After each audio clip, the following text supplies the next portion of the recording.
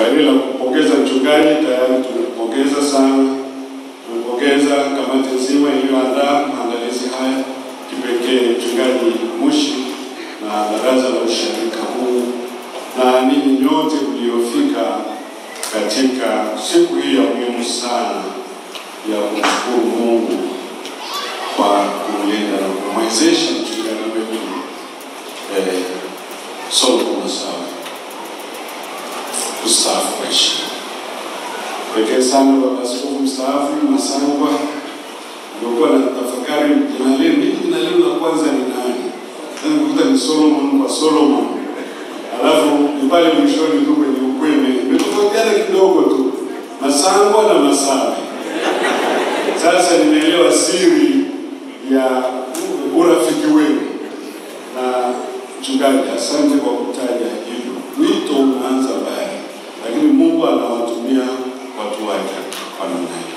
Nashukuru askofu kwamba Mungu amekupa kuendelea kutumika kama alivyoshuhudia mchungaji hapa, na nakwambia anakupawa hivyo ulivyoona. Naomba muendelee kushirikiana katika hili ambalo Mungu anakupa kufanya baada ya kustaafu, ili tuwasaidie vijana wetu. Asante kwa askofu.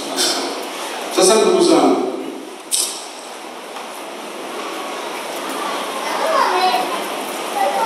nimesimama hapa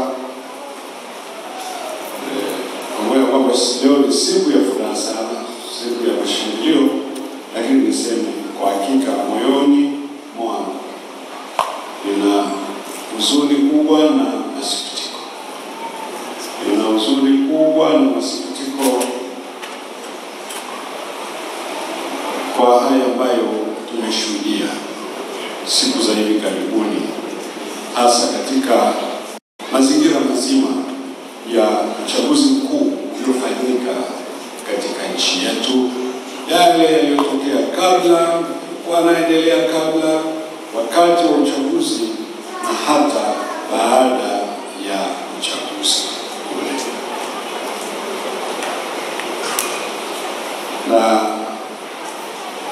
mimi nimekuwa nikitafakari sana, kumuuliza Mungu, nataka mimi niseme nini kama mtumishi wako?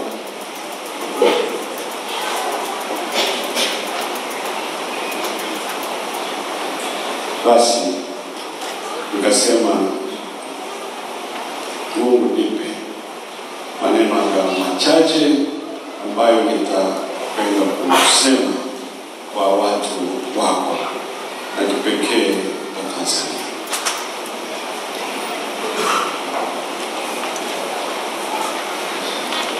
La kwanza, kama mtumishi wa Mungu na kama kanisa, ningesema hapa, hakika tumesikitishwa sana na matukio haya yaliyotokea. Tumesikia na tumeona kwamba yalitokea matukio ambayo yalisababisha maafa makubwa ambayo haijawahi kutokea katika mazingira ya uchaguzi katika nchi yetu ya Tanzania. Kulikuwa na maandamano yaliyosababisha watu kukamatwa, kujeruhiwa, kupigwa na hata kupoteza maisha. Kumetokea uharibifu mkubwa wa mali za umma na mali za watu binafsi. Matukio haya, ndugu zangu,